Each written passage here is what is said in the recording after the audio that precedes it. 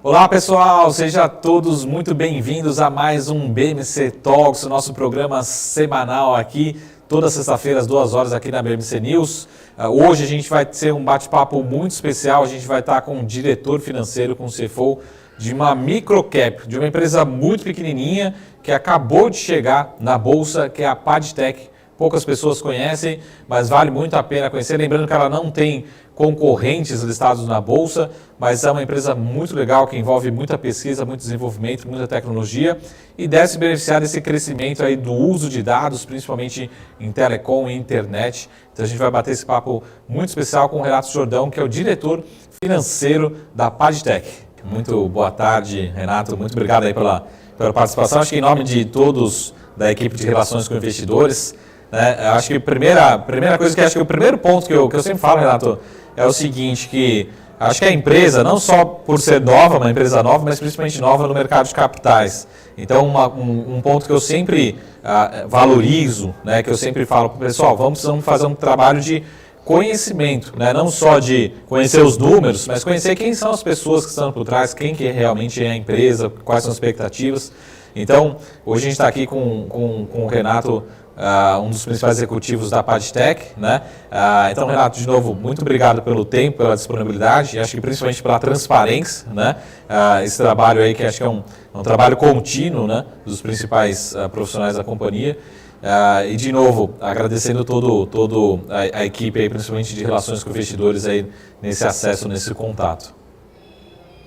Obrigado, Max. Obrigado, André. Obrigado pela oportunidade de poder falar um pouco da Padtech aqui. Eu falar um pouquinho de mim primeiro. Eu sou Renato Jordão, sou CFO da Padtech desde 2015. Estou na Padtech há 6 anos e um pouquinho, como diretor financeiro antes. Prévia experiência, fui gerente da Embraer por mais de 15 anos, então tenho uma história grande de mercado. Os outros executivos da empresa, o nosso diretor de tecnologia, Nakamura, está na empresa também há 20 anos e tem quase 30 anos de mercado de telecom. O Argemiro, nosso presidente de exercício, também tem 20 e poucos anos de telecom e quase 20 anos de empresa. E a Padtech é uma empresa de quase 20 anos, por mais que ela seja uma empresa nova na bolsa, tá? Ela assumiu o ticket das ideias.net em junho, mas é uma empresa que já tem uma história aí desde 2001, calcado em tecnologia de telecomunicações, desenvolvimento disso, e vem aí crescendo bastante. A gente vem 2 meses na bolsa, mas já é uma empresa que vem sólida, vem crescendo aí há mais de 3 anos já, sendo um grande player aí do mercado de infraestrutura para telecom no Brasil, tanto das grandes operadoras quanto dos Internet Service Providers regionais. Bom, Renato, acho que a pergunta inicial, assim, para a gente até reforçar muito esse trabalho de educação, quem que é a Padtech no sentido assim, eu vou ser bem direto ao assunto, como é que a Padtech ganha dinheiro, ou seja, como é que realmente vocês geram receita, resultado, rentabilidade, enfim, qual que é o negócio da Padtech hoje, e também se você quiser falar assim, por exemplo, onde está inserido dentro do contexto, às vezes para a gente não confundir com outras empresas, comparar, enfim, eu acho que na Bolsa com certeza não tem comparáveis, mas enfim, quem que é a Padtech, um pouco mais da companhia? Realmente a gente não tem um comparável na Bolsa, e o que a gente faz, nós somos a única pessoa que desenvolve esse produto no Brasil, todos os nossos concorrentes são estrangeiros, O produto principal da Padtech é as soluções DWDM. O que é isso? É basicamente transporte e multiplexação de luz. Uma maneira mais simples possível de explicar, toda a informação do mundo é transmitida via fibra ótica em grandes distâncias, curtas distâncias. O que a Padtech faz? Ela gera soluções e equipamentos que convertem essa luz em informação, amplificam, transmitem essa informação, recebem essa informação de volta, convertem ela novamente em luz, amplificam e transmitem essa luz para o outro ponto. Então, não é uma empresa que vai ter um produto na sua casa, mas bem próximo à sua casa. Se você está vendo esse vídeo hoje, com certeza essa informação está passando por equipamentos da Padtech, tá? Então, é uma empresa que vem acompanhando aí o crescimento da demanda de dados. Então, lá em 2001, quando a empresa começou, a empresa conseguia converter 2,5 gigabytes por segundo de informação aos equipamentos, os sistemas nossos. Em 2010 já evoluiu para 10 gigabytes por segundo de informação convertida. 2014, 100. Hoje nós já estamos com 200 GB entregando e estudando 400 gigabytes de conversão. Então a gente vem acompanhando essa curva. E é a empresa que viabiliza a internet chegar aí para todos os cantos do Brasil. Ela só tem chego porque, em função desses equipamentos nossos, de nossos concorrentes, mas no interior, principalmente nossos, que vem viabilizando aí a internet cada vez mais chegando na casa, com qualidade, na casa das pessoas. Também temos uma unidade de serviço que dá manutenção nessas redes, tá? Representa aí 15, 20% da nossa receita, mas o grosso mesmo é o desenvolvimento e a instalação e entrega de sistemas de transmissão de informação. Clientes nossos vão desde TIM, Vivo, Oi, Algaros, Claro, as mais tradicionais, como uma gama aí de mais de 200 Internet Service Providers que já são nossos clientes. Nosso produto também tem fit para data center, ou seja, hoje nós temos produtos dedicados, acabamos de lançar o TM800 e TM1200, que são produtos excelentes para data center interconnect. A gente também faz isso, conectar 2 data centers com produtos nossos. Esses são o nosso carro-chefe de produto. A gente está no dia a dia de vocês, não é uma empresa B2C, é uma empresa B2B, mas com certeza a Pagtech está no dia a dia de todo mundo, só não é um brand que aparece para vocês, mas se você usa internet, vê Netflix, qualquer coisa que você use que dependa de dados, a Pagtech você está usando produtos da Pagtech. Uhum. E só para entender no seguinte, em termos primeiro de produto, né? O produto, por exemplo, vocês desenvolvem muita tecnologia, muita pesquisa, e no sentido, por exemplo, como talvez algumas tecnologias, aqui eu estou chutando, mas talvez você tenha também uma parte importada, enfim, como é que funciona isso? É desenvolvimento próprio, você tem esse mix também de importação, dependendo da tecnologia, desenvolvimento, vocês investem também, gastam, né, entre aspas, muito em P&D, pesquisa e desenvolvimento, como é que é a tecnologia dentro da Pagtech, né? A Pagtech é uma empresa que vive tecnologia, né? Nós investimos aí 16 a 20, quase 18%, em média, 16 a 18% por ano da nossa receita em P&D. Na casa aí, esse ano o investimento deve ficar próximo a 40 milhões, é isso que a gente tem investido o ano. Depende disso para estar brigando com os competidores nossos e estar entregando o melhor produto possível. A tecnologia ela cicla rápido, a demanda por dados aumenta e por outra ponta, o desenvolvimento para prover esse maior volume de dados na casa das pessoas e nas empresas é necessário, e a Pagtech vem respondendo muito bem nisso. Então é uma empresa intensiva em P&D, bem intensiva em P&D, desenvolve a maioria dos seus produtos, não é muito verticalizada na cadeia, ou seja, compra componentes de fora, sim, componentes eletrônicos, placas, a base do nosso produto a gente compra, mas o core do produto ele é todo desenvolvido no Brasil, aqui em Campinas, São Paulo. Então temos aí na casa hoje 160, 150 engenheiros hoje trabalhando full no desenvolvimento de novos produtos. Uhum. E só para terminar aqui, deixar também o Alex fazer algumas perguntas, mas só para terminar, então, por exemplo, vocês têm essa patente de vocês, né? A que nível que chega essa patente? E também sempre uma questão um pouco mais científica, né? Essa patente ela é nacional, enfim, como é que funciona essa parte de desenvolvimento, né? A solução é proprietária da Pagtech, a gente tem algumas patentes, a gente tem um trabalho de patentes de pedaços de soluções e desenvolvimentos próprios, softwares próprios, códigos próprios, mas a patente é mundial, o que a gente desenvolve aqui vale para o mundo inteiro. Não é um negócio que eu não patentei a solução inteira, mas alguns pontos, alguns softwares, algumas coisas específicas da solução a gente acaba optando por patentear. Mas a solução como um todo que a gente entrega é proprietária da Pagtech. Uhum. Bom, Alex, aproveita aí, descarrega aquelas 150 perguntas agora, Renato. Vamos lá, vamos começar primeiro, acho que quem começa a estudar um pouco mais de Pagtech sabe, né, o Marco até adiantou, que a Pagtech não é comparável, não tem nenhuma outra empresa na bolsa que a gente pode comparar. Mas eu queria saber um pouco para você, Renato, quais outras empresas no exterior que fazem esse tipo de trabalho e se tem alguma possível ameaça de um outro player que já está atuando aqui ou lá de fora que pode entrar aqui e se isso preocupa vocês, qual que é a visão, falando um pouco mais macro e também sobre o futuro aí da tecnologia no meio que vocês estão atuando?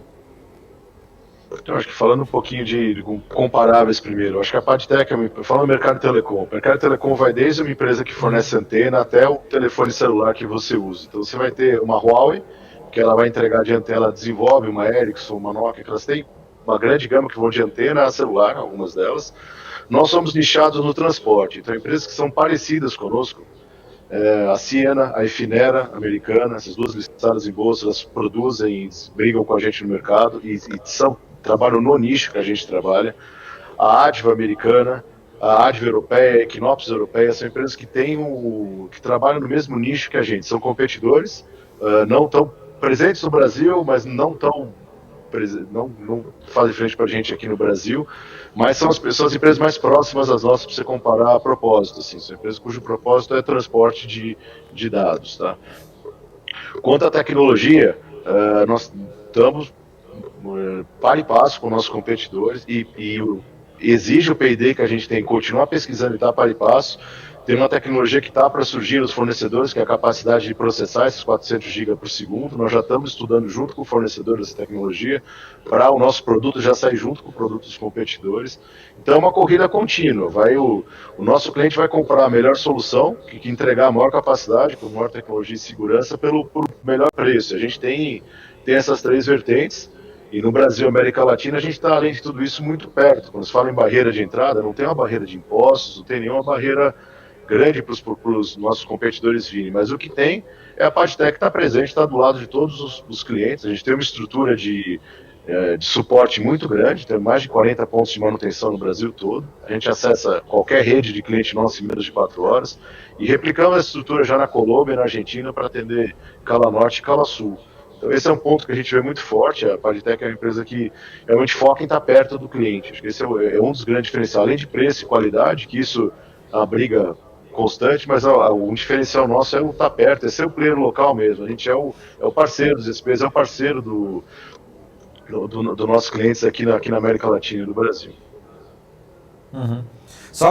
Renato, só para voltar um pouco ali no modelo de negócios, no sentido assim, por exemplo, o cliente ele compra o produto de vocês e depois já está embutido um serviço, no sentido assim, você tem uma receita ali no momento da venda, depois você tem uma receita recorrente assim de manutenção, só para entender um pouco o fluxo, a consistência de receita, né? Qual que é a previsibilidade de receita da companhia nesse sentido? Então, não tem uma vinculação direta. Em geral, 90% dos casos que a gente vende um sistema, a gente instala esse sistema, e isso o pacote do sistema já vem junto com a instalação. E, eventualmente, a gente tem uma estrutura de monitoramento, de treinamento, de caracterização de fibra, uma série de serviços que a gente pode prestar para esses operadores. E isso representa 15% da receita nossa, mas não é vinculado diretamente a uma venda. Então, eu tenho contratos aí de longo prazo de serviços, é uma unidade de negócio que a gente investe em ganhar novos contratos, a gente entende, a empresa é importante para a gente essa recorrência de receita, mas não é necessariamente vinculado com a venda. Óbvio que quanto mais participação eu tenho na rede do cliente, mais sentido faz eu prestar o serviço para ele e aliviar ele um pouco desse serviço de manutenção, de monitoramento e deixar ele focado em conquistar o cliente e a gente poder operar a rede. Mas não é vinculado. Mas é um caminho para a receita, mas não é necessariamente vinculado. Quando eu venho no sistema, eu venho no serviço juntos. Não é casado. Uhum. E só uma última dúvida, depois eu passo aqui um pouco para o Alex também. Mas quando você falou assim, tem alguns componentes que são, provavelmente componentes eletrônicos que são dolarizados, são importados, né? Isso automaticamente você passa para os seus clientes, no sentido assim, você tem esse risco de margem com essa volatilidade cambial ou não? Por exemplo, você já tem um preço em dólar que você vende esse produto, como é que funciona essa questão cambial na receita?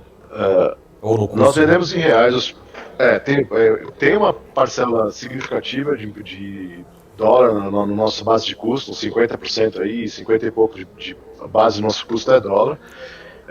O nosso competidor, 100% dele é dólar. Então, o que acontece no mercado? Quando vem uma subida de dólar rápida, nós temos preço, nosso backlog é de 1-2 meses. Então, esse 1-2 meses eu vou ter um efeito negativo nas minhas margens, mas no próximo contrato, quando eu estiver vendendo nesse período, já para entregar 2 meses seguintes, já estou equalizado já está refletindo em 50% aí, 50 e poucos por cento do meu preço, a componente da variação do dólar, ao passo que o competidor está refletindo 100% dessa componente para frente. Então eu tenho um impacto negativo se a subida for abrupta. Então se for uma subida num mês, 2 meses, muito abrupta, ela tem um efeito naquele trimestre. Vocês podem ver que o primeiro trimestre nosso não foi tão bom em margem, quando você vê isso acaba sendo um trimestre onde teve essa subida, mas rapidamente a empresa equaliza e segue. O mercado inteiro se equaliza, não é efetivamente dolarizado as vendas, mas o hora que vai fazer uma compra nova do meu competidor, ele tá em dólar, está vindo em dólar o contrato, e eu consigo absorver aí um aumento de dólar na casa de 50%, 40% desse aumento.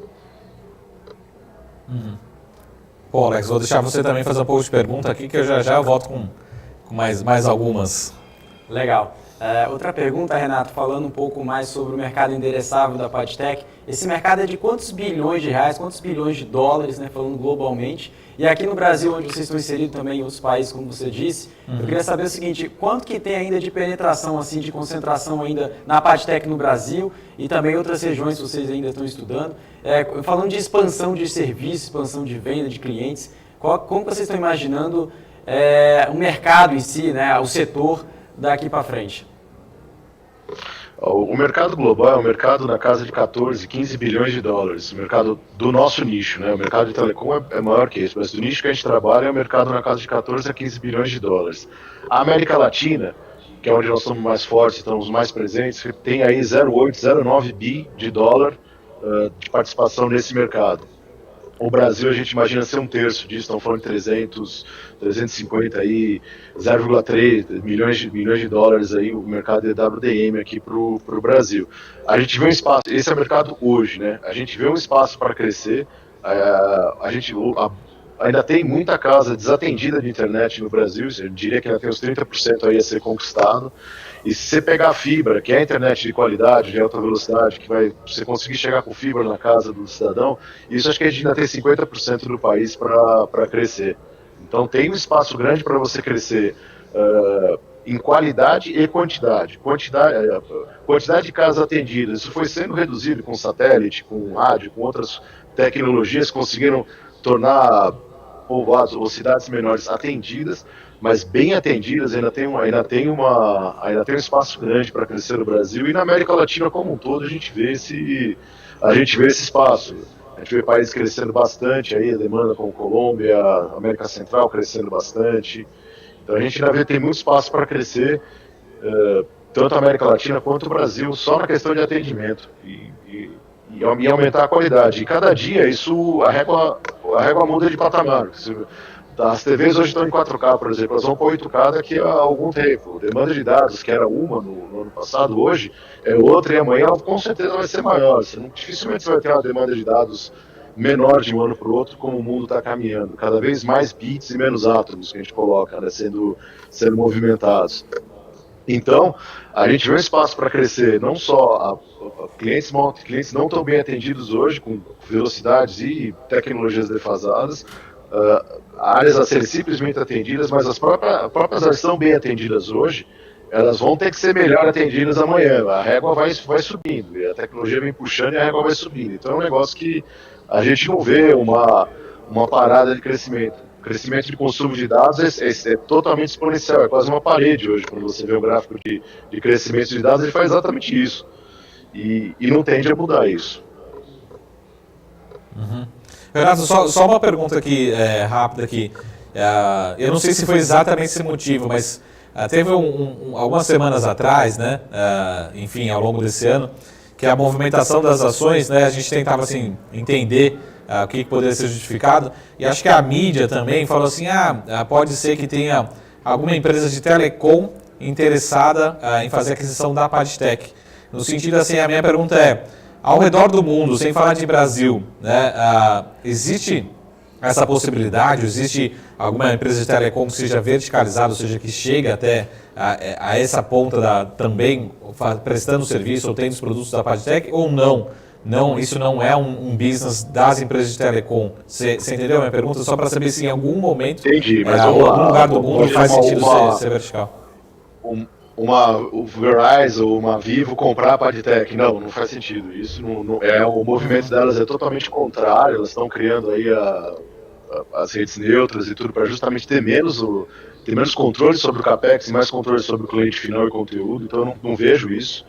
Do mesmo jeito que a gente não tem conversas e não tem nada em avançar, nem horizonte para avançar de fusão ou com qualquer outro competidor também, nem com o cliente. A PadTech está no caminho de estruturar um possível follow-on no ano que vem para ela sim crescer e ter mais participação na América Latina, ter eventualmente algum tipo de produto a mais, uma penetração com uma estrutura de financiamento melhor para o mercado local, mas não é isso é o que nós estamos avaliando hoje, falando em equity, mas de nenhuma maneira a PadTech está sendo objeto de fusão ou de compra de nenhum outro, por nenhum player, seja cliente, seja fornecedor, seja competidor. Uhum. E só para agora, acho que entrando um pouco mais nos resultados, eu queria que você falasse um pouco assim, como é que tem sido, né, das informações, só para a gente fazer um resumo até esses 9 meses que a gente tem público, né, de informações. Como é que tem sido esse ano de 2020?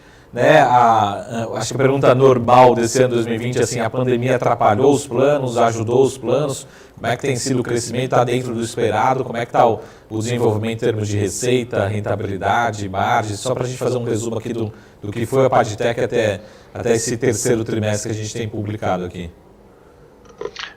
Tem sido um ano bom para a PagTech. Como todo mundo, a gente tomou as medidas que precisavam ser tomadas quando começou a crise. Ninguém esperava passar por isso, certo? Mas não teve um efeito prático na receita da empresa. Eu acho que teve até um marginalmente positivo. A gente viu o home office demandando uma mudança de atitude que já vinha vindo aos pouquinhos das empresas, mas isso acabou tendo que ser acelerado pela pandemia e obrigando as pessoas a ter que ter uma infraestrutura melhor em casa para poder trabalhar e responder nesse novo ambiente. Então teve até um crescimento de receita. A PagTech, comparado com o ano passado, nós estamos 20 e poucos % acima da receita dos 9 meses anteriores, comparado com o mesmo período do ano anterior. Tem sido um ano bom para a gente. Quanto à margem de resultados, é sempre desafiador, a gente vem conseguindo entregar. Tivemos um primeiro tri um pouquinho prejudicado pela alta do dólar, como eu já comentei para vocês, uma subida em curto prazo, aí 2 tri machuca um pouquinho o resultado, mas o segundo tri e o terceiro tri já foram tris positivos. Acho que tem espaço, é um mercado onde a competição por preço é forte, então pretende manter esse nível de rentabilidade. Eu acho que crescendo a receita a gente consegue manter esse mesmo proporção de rentabilidade, via crescimento que a gente vai ter mais EBITDA, dizendo isso, não tem muito espaço para aumentar a margem nesse mercado, é um mercado bem concorrido. Mas, além de tudo, outro fato importante é que a gente adicionou mais 34 novos clientes esse ano. Foi um crescimento, não só a receita cresceu, mas como a quantidade de clientes cresceu. A gente vê o fenômeno dos SPs se virando realidade, eles se tornando grandes players hoje do Brasil e cada hora surgindo mais SPs montando sua própria estrutura, né? Os Internet Service Providers já existem há bastante tempo, as competitivas, né? Mas agora elas estão realmente tomando mais e mais empresas estão passando a ter rede próprias e ser clientes da PagTech. Então isso ajudou a gente também. Teve tanto um crescimento por capacidade como bastante SPs que não tinham redes próprias passando a ter redes próprias e ser clientes da PagTech hoje. Uhum. Bom, Alex, você quer fazer alguma pergunta aí? É uma pergunta para o Renato. Obrigado, Marco, pelo espaço. É só uma pergunta dentro dos resultados, você comentando agora, Renato, sobre os ISPs. Quem observou agora o resultado do terceiro trimestre teve um aumento não significativo, mas marginal, né, da alavancagem pelo financiamento aos ISPs. Eu queria saber de você, Renato, qual que é o cenário que vocês estão vendo dentro da PagTech e também desses ISPs ao longo aí do tempo, diante da pandemia, que está sendo até agora que a gente está discutindo aqui. Qual que é o cenário que vocês estão vendo daqui para frente sobre a alavancagem da companhia? Falando um pouquinho só do cenário dos clientes como um todo, a gente vê eles pouco afetados pela pandemia e crescendo. Então, quanto a isso, a gente tem uma preocupação em atender a demanda deles, que é crescente. Acho que se tem uma preocupação com eles hoje é essa, não vejo o mercado deles sofrendo. Quanto à questão da alavancagem, foi um período onde a nossa venda é financiada e nós temos parceiros bancários que fazem essa ponte conosco e entre nós os clientes. A gente tem pelo menos 7, 8 parceiros bancários e um FDIC que ajuda a estruturar esse financiamento para o mercado dos ISPs. O que aconteceu com a pandemia é que isso sim foi um efeito efetivamente da pandemia. De março até agosto, setembro, foi muito difícil você conseguir o sistema bancário fazer esse financiamento, tomar esse risco. Ele ficou avesso a risco e acabou que a PagTech foi obrigada a financiar boa parte das suas vendas com caixa própria. A menos prazo do que a gente faria junto com os parceiros, lógico, mas foi um período aí até final de agosto, comecinho de setembro, a gente já estava com essa situação que já se normalizou. Óbvio que isso para até se normalizar, os financiamentos aí foram 6, 7, 8 parceiros, vai começar a se refletir voltar ao normal aí para o trimestre do ano primeiro tri do ano que vem. Mas foi um período, não é estrutural, foi um período para fazer frente aí à falta de apoio. E natural o sistema bancário se retrair no meio de uma crise de incerteza que a gente estava tendo. Uhum. Renato, só mais algumas últimas perguntas. Você falou assim, a gente tem uma intenção de fazer uma oferta lá na frente, né? Se você puder passar mais detalhes, assim, a gente espera que possa ocorrer ainda no ano de 2021, se sim ou não, né? Se realmente essa é a interpretação. E qual que seria o objetivo, né? Assim, a gente quer realmente levantar capital para ir para a América Latina, tem espaço para crescer, ou se tem algum driver aqui no Brasil, no sentido assim, estou chutando aqui 5G, enfim, que tem algum driver adicional, ou se realmente é um mercado que demanda muito, está crescendo, se tiver uma empresa o dobro do tamanho, a gente vai ser uma empresa que a gente tem espaço para atender esse mercado, enfim, qual que é o próximo passo, assim, se realmente vai acontecer essa oferta, se vocês têm intenção de fazer essa oferta, se ela, no planejamento de vocês, estão se programando para acontecer o ano que vem ainda, e terceiro, assim, qual que seria o grande objetivo, assim, de curto, médio prazo, com os recursos dessa oferta, né? O planejamento estamos avaliando internamente com o conselho, sócios e com alguns parceiros para que ela ocorra no ano que vem. Ainda não temos data, janela, então está numa fase de avaliação. O uso é reforçar a estrutura de financiamento, a capacidade da Padtech de financiar o cliente, que a gente vê isso tem bastante SP querendo começar a crescer e demandando financiamento, e para boa parte deles o sistema bancário não vai ser uma opção, então uma parte dos recursos como alguns competidores nossos vêm fazendo, efetivamente para financiar o cliente com uma estrutura própria, alavancar mais rápido o crescimento na América Latina, reforçando a estrutura e eventualmente algum canal de venda sendo adquirido na América Latina para reforçar a posição. Acho que a gente, do mesmo jeito que tem os chineses são os players da Ásia, os americanos são os players dos Estados Unidos, nós entendemos que nós temos que ser o player de cala e vamos trabalhar para isso, então é reforçar a nossa posição em cala, América Central, que já é boa hoje, e alguma aquisição pontual para poder reforçar o portfólio aí oportunisticamente. Ter o dinheiro, ter alguns targets, mas para a gente poder ter mais coisas a ofertar sem envolver P&D para o mercado que a gente já atua, para gamas de cliente que a gente atua, que é muito grande. A gente tem a porta aberta em praticamente todo o mercado nacional e tem condição de oferecer mais, aumentar um pouco a nossa banda de produtos também, aí oportunisticamente via uma aquisição. Então são essas três frentes aí que nós vamos que a gente trabalharia com uma entrada nova de capital.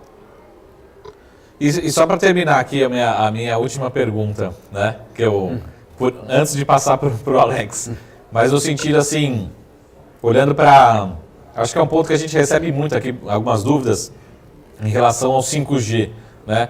O 5G pode ser, são várias perguntas em uma, né? 5G realmente é um driver positivo para a companhia ou não muda tanto assim? O 5G depende da tecnologia para ser definida, por exemplo, o 5G é o modelo chinês, enfim, como é que isso afeta, se vocês estão preparados para isso ou não muda alguma coisa?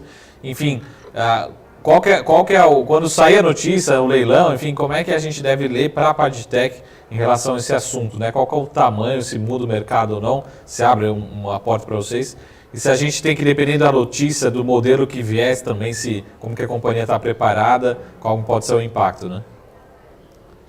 Para a gente, vamos lá, sobre a ótica, se o 5G entrando, ele vai aumentar a capacidade, o fluxo de informações na rede vai aumentar. Imagina como um grande duto hoje, que é onde passa a informação, imagina que fosse um duto. Vai aumentar o volume de informação entrando, e vão ter que transitar pelos mesmos canais que elas transitam hoje.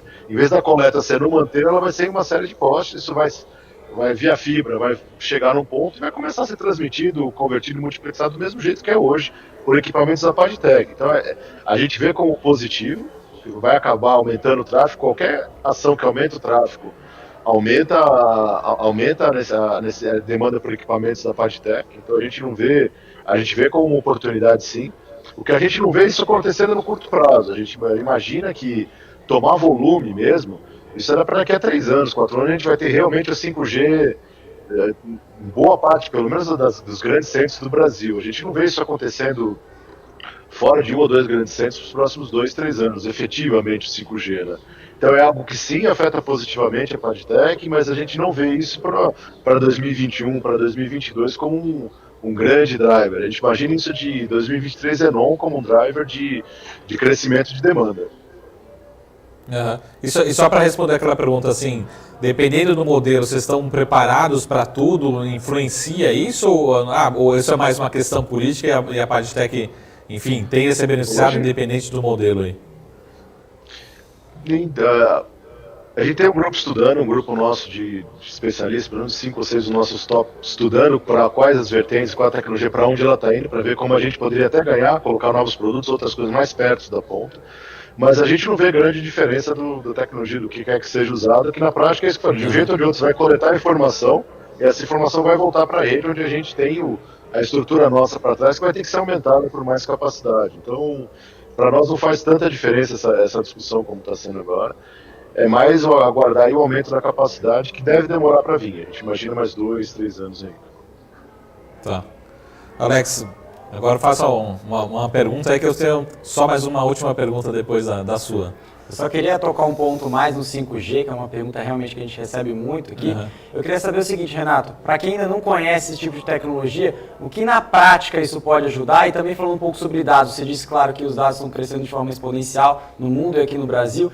Eu queria que você fizesse assim, uma fotografia onde nós estamos em questão de consumo de dados no Brasil e no mundo e para onde nós podemos chegar, assim, né? O brasileiro, cada vez mais estamos usando a internet, até quem está vendo esse vídeo está usando a internet, então cada vez mais a internet presente em nossas vidas. Queria que você falasse um pouquinho sobre esse panorama e também um pouquinho dos efeitos práticos para o investidor, para o consumidor no 5G aqui no Brasil, Renato.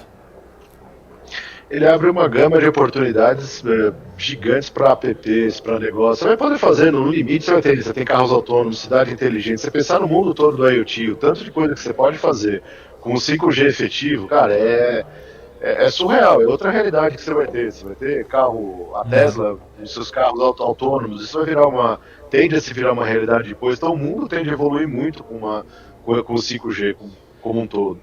Para nós, de novo, reforçando, é muito mais dados e é uma latência transferido bem, com uma latência baixa e mais informação para ele. Como veículo de crescimento para a PadTech é isso, é mais informação.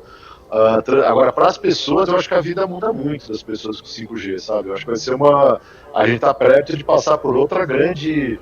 A internet foi uma grande transformação, mas eu acho que o 5G ele vai viabilizar um outro grande salto de tecnologia, de dia a dia diferente para as pessoas, com tanto de oportunidades que gera você ter essa altíssima velocidade disponível em todo lugar realmente.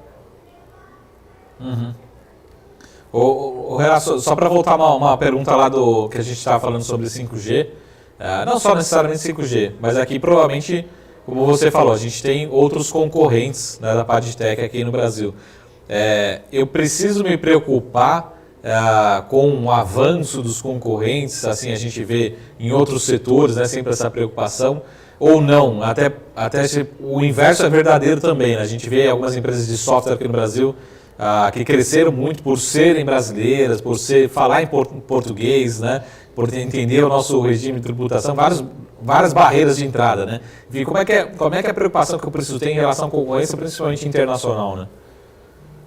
Eu acho que aí nós temos que manter nosso investimento em P&D. Aí acho que a vantagem de falar a língua, seja o castelhano aqui em Colômbia e Argentina, nas nossas sedes, como aqui no Brasil, português, você está perto do cliente, é uma grande vantagem, mas você precisa estar com o produto, com a tecnologia em dia, com o preço ok. Essa é a preocupação, isso que a gente pode usar como tranquilizador ou como barreiro. Competição vai existir, é saudável e sempre vai ter.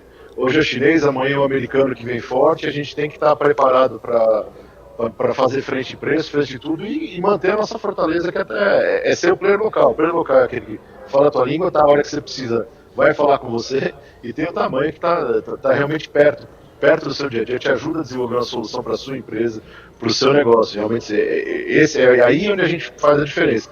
Mas o risco maior é ficar com tecnologia desatualizada, que a gente não está correndo, a empresa segue investindo pesadamente em P&D para ter isso, e com isso nós somos competitivos, vamos continuar sendo competitivos. Eu não tenho um player que não veio para cá que viria, que poderia complicar a nossa vida, ou uma atuação mais agressiva de algum player aqui. A gente sabe se defender, consegue se defender disso com um produto bom, e com um serviço bom, e com a proximidade que a gente tem dos clientes.